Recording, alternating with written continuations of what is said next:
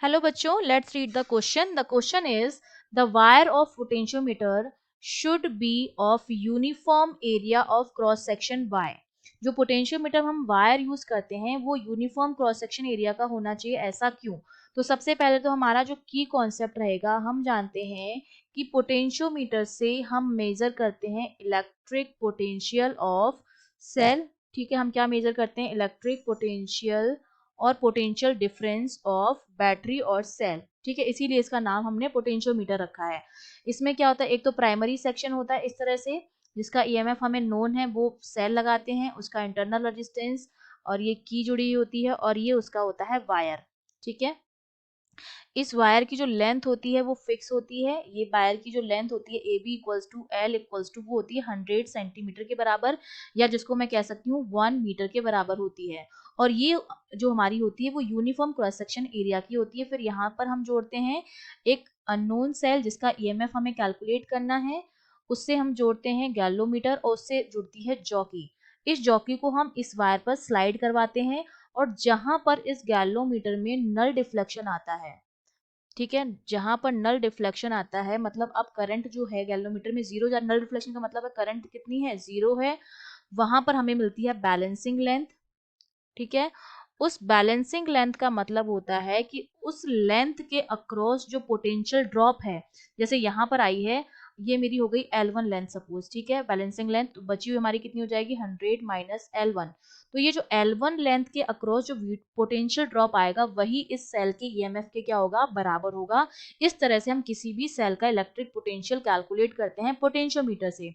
तो इसका प्रिंसिपल क्या कहता है? पोटेंशियोमीटर के प्रिंसिपल के अकॉर्डिंग इसका प्रिंसिपल क्या होता है कि जो पोटेंशियल ड्रॉप होता है, ठीक है, या वोल्टेज ड्रॉप जिसको मैं कह सकती हूँ, पोटेंशियल ड्रॉप जो होता है across a segment of wire, इस वायर के किसी भी सेगमेंट के लिए जो पोटेंशियल डिफरेंस होता है वो हमारा प्रोपोर्शनल होता है उसकी बैलेंसिंग लेंथ के।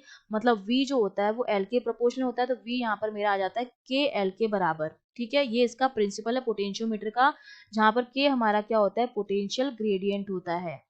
पोटेंशियल ग्रेडियंट का मतलब क्या हो गया? पोटेंशियल पर यूनिट लेंथ, जो पूरे वायर के लिए क्या आना चाहिए? सेम आना चाहिए। मतलब हमारा जो रेजिस्टेंस है ये मेरा सेम कब आएगा पोटेंशियल ग्रेडियंट? जब मेरा resistance per unit length, resistance per unit length जो हमारा रहेगा वो हमारे पूरे वायर के लिए क्या होना चाहिए? सेम होना चाहिए। ये सेम आएगा तभी हमारा ये प्रिंसिपल जो होगा वो अप्लाई हो सकता है। पोटेंशियल डिफरेंस जो होगा तभी हमारा इसके लेंथ के क्या आएगा? प्रोपोर्शनल आएगा। जो इसका रिक्वायरमेंट है पोटेंशियोमीटर, उसका प्रिंसिपल यही कहता है।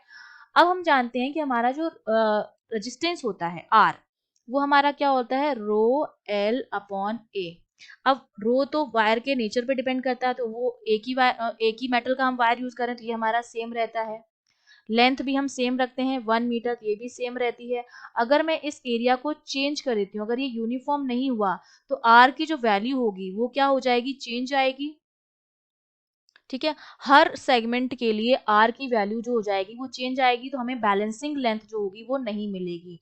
ठीक है, बैलेंसिंग लेंथ नहीं मिलेगी, और अगर बैलेंसिंग लेंथ नहीं मिलेगी तो हमारा जो पोटेंशियोमीटर का प्रिंसिपल है वही इस पर अप्लाई नहीं होगा, अगर हमें बैलेंसिंग लेंथ नहीं मिलेगी। इसलिए हम क्रॉस सेक्शन एरिया को क्या रखते हैं? यूनिफॉर्म रखते हैं, ताकि पूरे वायर के लिए हमारा रजिस्टेंस पर यूनिट लेंथ जो है वो हमारा क्या रहे? सेम रहे, जिसकी वजह से हमारा जो पोटेंशियल ड्रॉप आ रहा है V, वो इसकी लेंथ के क्या आए? प्रोपोर्शनल आए। ठीक है, इसका प्रिंसिपल जो हो वो फॉलो हो जाए, इसलिए हम जो वायर लेते हैं वो यूनिफॉर्म क्रॉस सेक्शन एरिया का लेते हैं। I hope you understood well. All the best.